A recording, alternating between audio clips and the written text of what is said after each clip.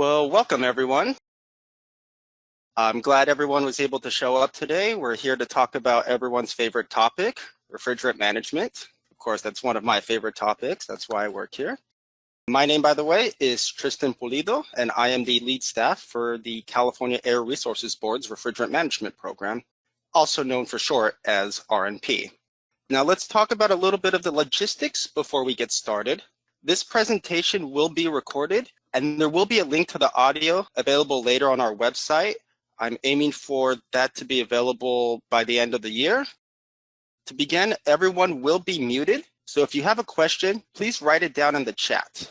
Staff will be available to answer typed questions into the chat box, and if needed, they may bring the question to my attention as well. And remember, you can always call the RMP helpline at area code 916-324-2517, or you can email us at RMP, as in Refrigerant Management Program, at ARB, as in Air Resources Board.ca.gov for any additional questions. Now to begin with our agenda, it should be pretty light for today. Of course, the point of this webinar is to discuss some of the changes we've made to the refrigerant registration reporting tool, known better as R3. This is a website I'm sure many of you will be familiar with for the past decade, and it's how all registration and reporting requirements are met under RMP. First, we'll have a quick overview of what RMP is, followed by the meat of this webinar, which will be the changes to R3. And we'll have some final notes at the end before we call it a day. One thing I'd like to note for the changes is they are not currently live, but they will be live when we open the 2021 reporting period in early of January 2022. Next, I usually like to go over some commonly used terminology. This is a very niche topic, and I want to make sure that we're all on the same page and I'm not shooting acronyms at you guys with nobody understanding what's going on. So first things first, what's high GWP refrigerant? GWP stands for global warming potential. And for the purposes of the regulation, high GWP refrigerants are those with a global warming potential of greater than 150. The full charge size, that is what we categorize as the full refrigerant capacity of a refrigeration system. When reporting, we generally ask for the full charge size, not the amount of refrigerant the system can currently operate at. We do also classify systems into three categories: small, medium, and large. Small systems are those with more than 50 pounds of a high GWP refrigerant at full charge size, but less than 200. Medium systems have 200 pounds or more, but less than 2,000 pounds, and large systems have 2,000 pounds or more. And when it comes to facility size, we also categorize these into small, medium, or large, but facility size is just based on the single largest refrigeration system on site. For example, if your facility has three systems, one with 60 pounds, one with 600 pounds, and one with 6,000 pounds, you would have a small system, a medium system, and a large system at your facility, but your facility is considered large because that is the size classification of the largest system on site. Moving on to a few more commonly used terminology, we have a change in refrigeration status, and that occurs when there is an architectural change that makes the characteristic of the refrigeration system different. An example of this might be the full charge amount has changed, or the refrigerant type has changed, known as a retrofit. The equipment type has changed, or the operational status. Maybe it's no longer operating normally, it's operating seasonally, for example. Service records are the data that we call that is uploaded to R3. These are your basic leak inspections, or leak repairs, seasonal adjustments, any sort of refrigerant additions, et cetera, et cetera. And then finally, R3, this is the website we're all here to talk about, and it's the one used for reporting under the Refrigerant Management Program. Let's go ahead and look at a basic overview of the regulation. So the majority of the RMP regulation is now in effect and has been since 2011. And currently all affected facilities, regardless of their size or type, are required to register and or report. At its core, the RMP program is an inspection and maintenance regulation that focuses on finding and repairing leaks promptly, thereby reducing the emissions of high GWP refrigerants. On average, complying with the regulation can save companies money due to the reduced refrigerant purchases, since less is lost if the systems are properly repaired, and there also may be less product loss because of the more reliable refrigeration systems. When it comes to applicability, RMP applies to stationary non-residential facilities with a refrigeration system containing more than 50 pounds of a high GWP refrigerant.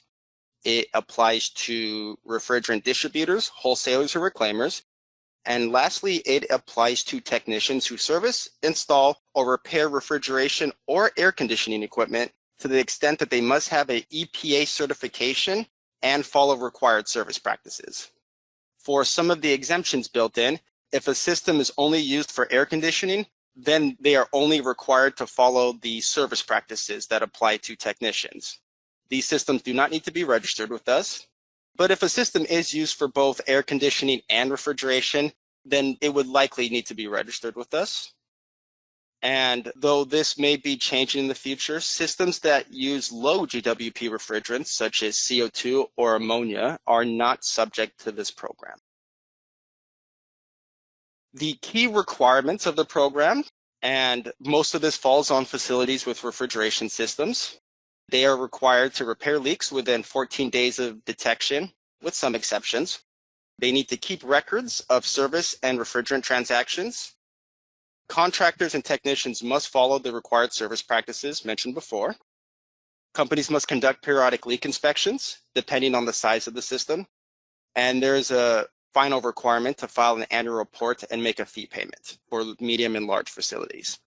Distributors, wholesalers, and reclaimers, they'll need to keep records of all their refrigerant transactions, as well as having annual reports to file. Now that we've covered the basics of the RMP regulation, let's jump into what we expect to see different on R3. From our agenda, it shouldn't be too complicated. We have changes to the front page. We have adding multiple leak inspections. We have changes to the batch upload process. And there'll be some other minor changes that we can point out as well. And finally, we do have a new reporting page for companies with retail food facilities. And I'd like to mention that this is subject to the requirements of the new 2020 HFC regulation, and that has been submitted and is currently pending with the Office of Administrative Law for approval. One of the questions we might get is, why did we make these changes? And it's really simple, two basic reasons: quality of life improvements and new reporting requirements. One important thing to know about these changes, since almost all of them are quality of life improvements, these will not change any of the normal reporting procedures that each company has in their formats. If you did something last year to report to R3, that will work this year as well. Let's start then with the homepage. One thing you'll notice about the homepage is it looks a little different than you might be used to. You probably would have seen a list of your company's facilities and their compliance. We've moved that section. Now you click on this hyperlink and you will find what you need to find there. We received some notices that larger companies were having difficulties loading their homepages because they had so many facilities to load. So we moved this to its own page so users can view it on their own terms without hindering their access to the homepage. When clicking on the hyperlink, you will get the normal information that would show up on the homepage currently today. Pretty simple change. And I think the next change we can go to, multiple leak inspections.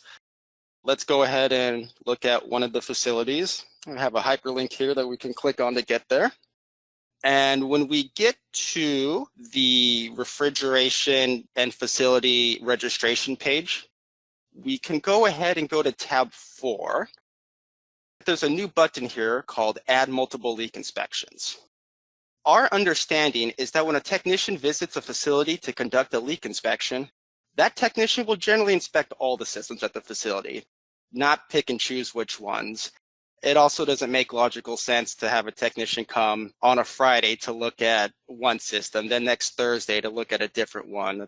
probably is quite a bit of money for both the technician and the company. Additionally, our data tends to back this up as well. Most leak inspections for one system on a certain date happen for all the systems of that facility for that date. Therefore, in order to reduce the burden of adding many leak inspections for a facility that may have several different systems, we added the option to reduce the amount of time and clicks needed to complete reporting. When we do click on this button, you will notice that it looks a little similar to how you would normally upload any sort of service record, but it's a little bit cleaner. And the basic concept is pretty simple. Choose which systems you want for this multiple leak inspection upload, and you'll just start adding dates. And one of the things we did for this was, as you get down to the bottom of the screen and you enter all the information you need, there is the option to add another leak inspection date. And when you do, it gives you leak inspection number 2. If you added one too many, you obviously have the box option to remove that leak inspection, or if you liked it, you can go ahead and add a leak inspection number 3. We have capped this to 12 leak inspections for all systems that can be uploaded in a single round. Our data shows that it's quite rare for companies to have more than 12 leak inspections on a given system in a single year, though that doesn't stop you from doing a second batch of 12. One thing to note about this is only for leak inspections.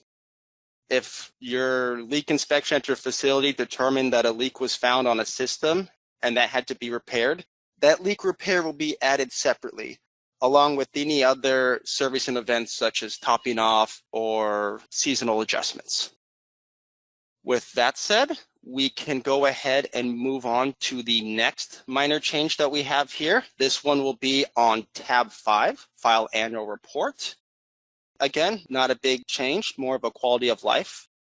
When entering the refrigerant purchase and use information, sometimes a single facility can have multiple refrigeration systems using multiple different types of refrigerants. And there may be a time where somebody has to enter in a lot of zeros and a lot of blank boxes. So we just added a simple button that says, I want to set all the empty cells to 0. And when you do that, all empty cells will be changed to zeros. If you have cells that aren't empty and they actually have information, that information will stay as well. And if you want to remove the zeros, you just uncheck the box again, and that is it. Again, another quality of life change that I hope will make people feel happier when they have to do reporting coming up soon. Switching gears, let's look at our batch upload process. And simply to remember how to find this, it's under registration and batch upload. We got a lot of feedback on this, so we wanted to make sure we made life easier for everyone, while at the same time not really affecting the way batch uploads are done. So one of the first changes we made was to add a loading button, so people now know if their batch upload was even accepted or if it wasn't. Before that, the page would just sit there blank, and people just had to guess whether it was uploading or not. The next change we did was to show how the batch validation works. In this example, we have a batch upload that was conducted, and what the batch upload first does now is it checks and gives you a minor report showing what type of information is in the batch upload. This is to help prevent system duplications in the future. It will tell you how many new facilities are created and how many current facilities in R3 are being referenced, how many new systems are created and how many current systems are being referenced, and then how many total service records are being uploaded. The goal being that if you are adding 200 new facilities to this company, then you would like to see some sort of report detailing that. But if your company is only adding maybe 1 or 2 facilities and it's showing that you're adding 223, this should give you the hint. We may not be naming our facilities the same way as they are currently in R3. And this gives people the option, instead of going ahead with the upload, taking a look, what happened, and trying to self-diagnose it before they continue with the upload. Same thing with the systems. You may have the perfect amount of facilities that are being referenced, but you're adding so many new systems. And according to your records, that's not what should be happening. So again, it gives you a little bit of a hint. Oh, maybe I'm having system duplication here because the naming scheme is different. And of course, for the service records as well, if you're only seeing 50 service records uploaded and you have a company with 50 facilities, you're going to think that, somehow it's not catching all the service records. So if you like what the report is telling you and you would like to proceed, that is then when we'll do the validation. One thing we got on the validation was how often that it would only show one error at a time. And that could be very vexing if your XML has 50 errors and you have to upload it 49 times in order to find all 50 errors. So now we have it show every error that it can find at one time. And one of the things to be aware of here is some errors are dependent on other errors. So it could be that you upload it, it shows you 200 errors, you fix those 200 errors, and then you come back and it shows you a couple more. And that is just simply because some errors might be dependent on first correcting the first error before the XML can find that there was a second error. But with that said, this should be a much simpler process than what we had in the past. There is one thing to actually note about this though. When showing errors, line numbers will only go up to about 65,000 lines of information, and then R3 will not show errors location properly anymore. The XML will still go through, assuming there's no errors.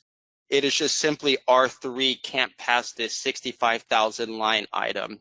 We've tried looking at how to fix this, and we've come to the determination that it is just a software limitation, and there's really nothing we can do to fix this at this point, except to make people aware that it does exist, and that if you have an XML that has more than this 65,000 lines of information, be aware that if there's errors after that point, R3 won't be able to tell you exactly where they are. They'll be able to tell you there's an error, and you'll know it's somewhere after line 65,000. It just can't tell you what line number it's on. We also do recommend that if your XML does get above 65,000 lines of information, that's probably a safe spot to say, you know what, that's the end of this one. And if there's 20,000 lines of information afterwards, we'll just upload that in a second XML. Since as the files start to get bigger, you do run the risk of the XML failing, just simply because there's so much traffic on the website and it's a big file to upload. With that said, you can still upload an XML that is that large, just something to keep in mind. For the last update we have, we shall go back to the home page. And here we will talk about the weighted average GWP and greenhouse gas potential report. Before we actually talk about this new reporting sheet, let's actually talk about what it is. To give a brief background, our board approved amendments to the HFC regulation in December of 2020. These amendments establish GWP limits for new systems and company-wide targets for existing systems. As stated earlier, the proposed regulation is currently awaiting final approval from the Office of Administrative Law. Under the proposed rule, companies are required to report their weighted average GWP and GHGp for all of their facilities under the parent company. This applies to retail food companies with a refrigeration system with more than 50 pounds of a high GWP refrigerant. Retail food facilities include supermarkets, grocery stores, and any other food merchandising stores. You may be wondering, how is this being determined? Well, we're trying to automate this as much as possible for filers. R3 is determining this requirement is applicable to your company or not, based on the NICS code you entered when you registered your facility. If you are not sure if you are using the correct NICS code, please reach out to us and we can help and assist. For the rules, by March 1st, 2022, and each year thereafter, all retail food companies must report their weighted average GWP and GHGp. Same deadline as it was under RMP. For more detailed information and anything that's found in the proposed regulation text, there is a link to the regulation at the bottom of this screen. The next step on this is to kind of give you guys an outline of what the compliance schedule will look like. And this is going to be determined by the number of facilities a company owns. If a company has 20 or more facilities, there's an interim compliance deadline at the end of 2026. By December 31st, 2026, the company-wide weighted average GWP must be less than 2,500, or there must be a 25% reduction in the GHGp below 2019 levels. The final compliance deadline for all retail food companies is January 1st, 2030. By then, companies must attain a company-wide weighted average GWP of less than 1,400 or a 55% reduction in the GHGp levels below 2019. And again, this deadline applies to all companies, whether they have fewer than 20 retail food facilities or more. Now, let's go back to that homepage and let's actually click on this link to see how this will start affecting companies. Obviously, 2021 is going to be the first year here, so there's not much to look at. Clicking on 2021 will bring us to the new reporting page. And to make things as simple as possible, we basically have these two boxes of information to fill out. Your 2021 weighted average GWP and your 2021 GHGp. To make life easier for everyone, we are already calculating the 2019 baseline GHGp based on 2019 annual reports. And of course, many of you might wonder, how did you come up with these numbers? So we do have this list of systems and calculations. This will allow companies to view how R3 is calculating their 2019 baseline and to compare that with their own notes to see what might be different. Let's take a look and see what it has here.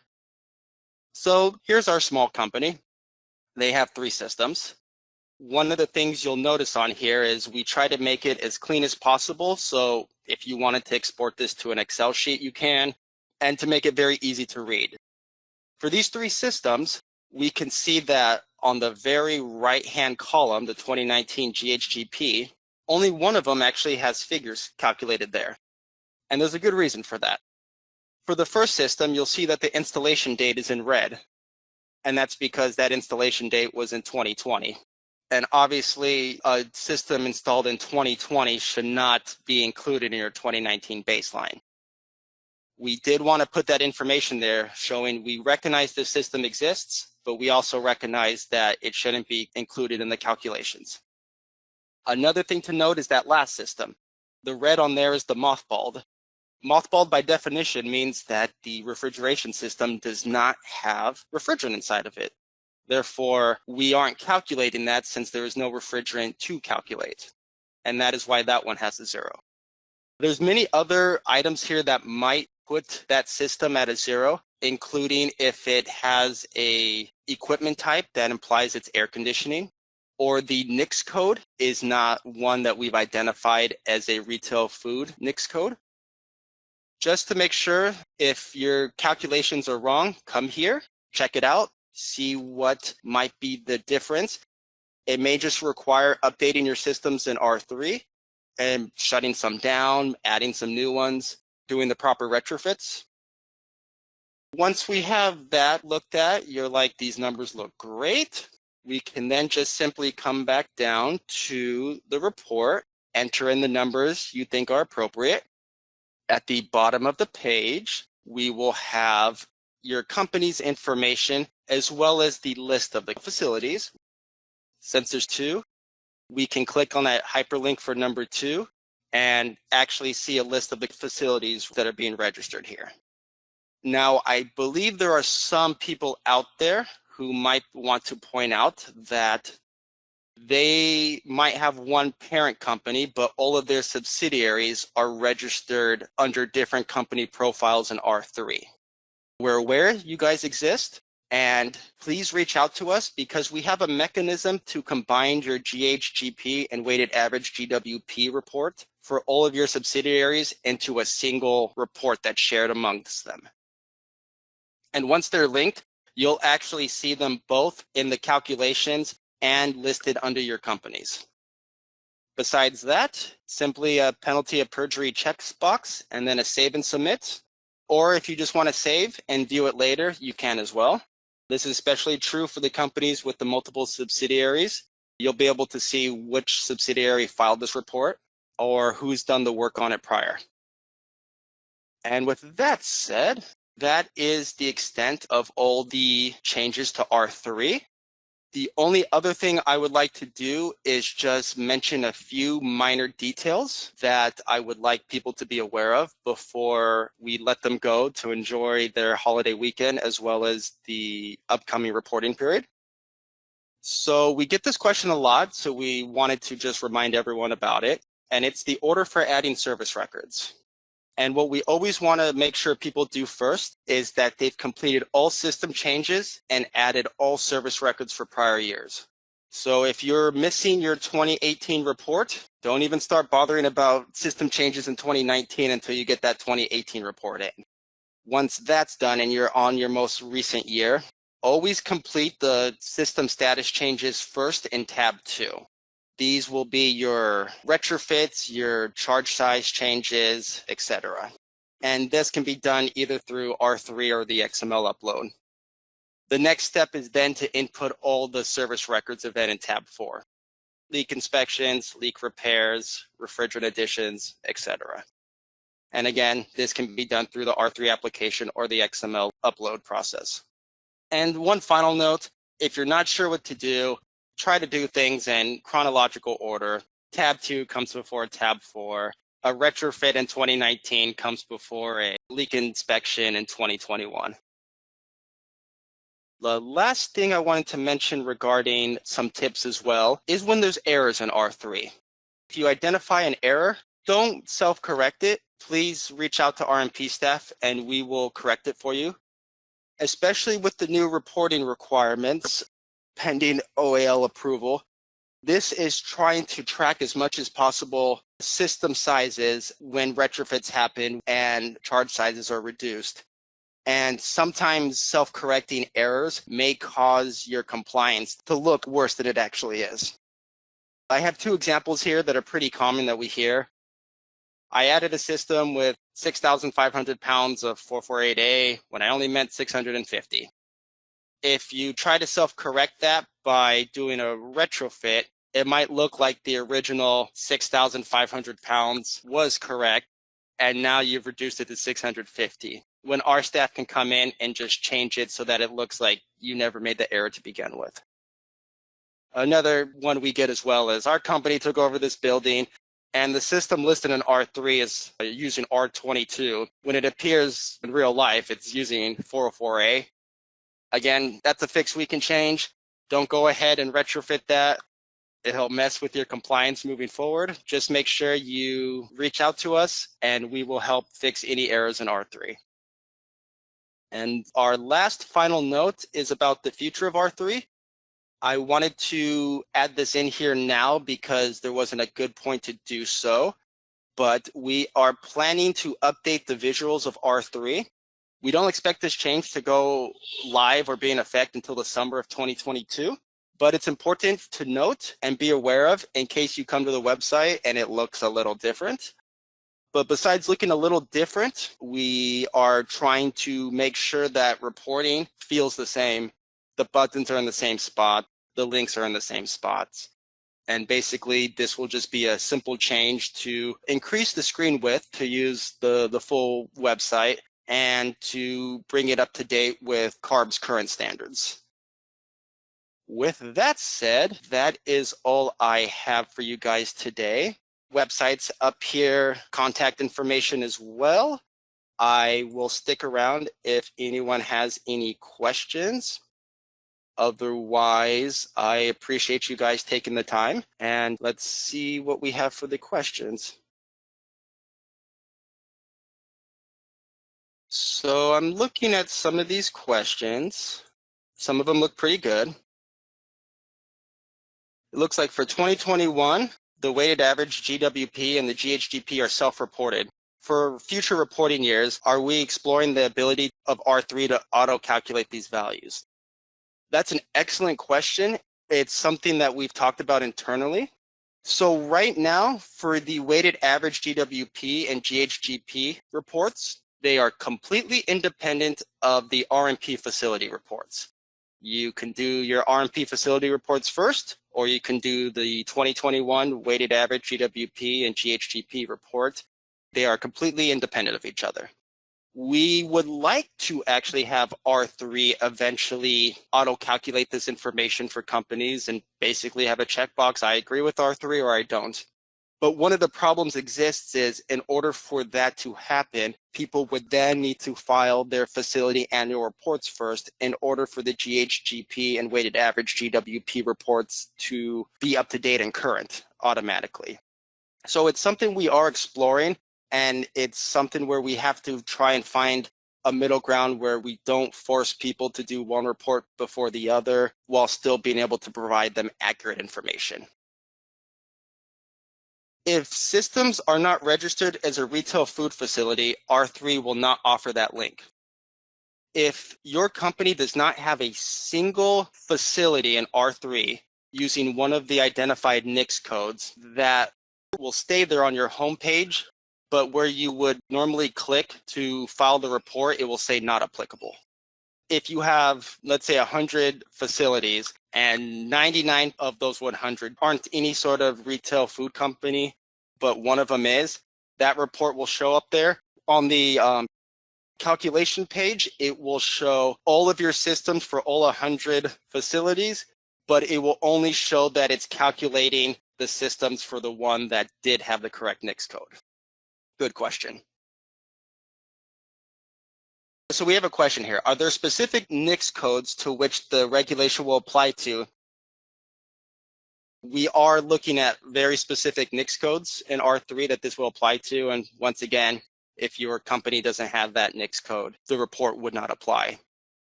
For the most part, most supermarkets use the same NICS code. Pretty much any company that has more than 20 facilities registered in R3, you're not going to have to worry about your NICS codes, unless you might have typed one in incorrectly. It's going to be a little bit of these more niche retail food companies that they're the ones that are going to have to check their NICS codes to make sure it's applied properly or not. We do have an internal list of all the NICS codes. I'm not sure if that's something we will provide or not. If you're worried or not whether this applies to you, as the proposed rule states, any sort of retail food merchandising, retail implying an end user, the final customer, as opposed to wholesale, and food merchandising, if it's edible and you're selling something edible to an end user, the proposed rule is pretty vague. So if that sounds like what your business does, then it's very likely the rule may apply to you. As concerning NICS codes, there's also other requirements such as at least 50 pounds of a refrigerant that needs to be met as well. I see one here about, are you referring to an XML upload? Otherwise, leak inspections were required to be added one at a time if uploaded manually. Yes, with the new feature, we were hoping to allow people to manually upload multiple leak inspections at a single facility. It's not quite an XML upload. It's just that at a single facility, if you are telling us that all your leak inspections were done on the same systems on the same day, and you want to add one for each quarter for each system in one single screen, we are now providing that option for you, with the caveat that leak repairs and other refrigerant additions will still need to be added separately and manually. I'm not seeing any other questions here, so I think we can go ahead and wrap this up. I appreciate everyone taking their time to come out. If you have any follow-up questions, like I said, our helpline number's up here as well as our email address. And these are both the website and our reporting system website as well. Otherwise, yeah, that's it. I appreciate everyone for coming, and I'm sure we'll be hearing from you guys again starting in January. Take care. Bye-bye.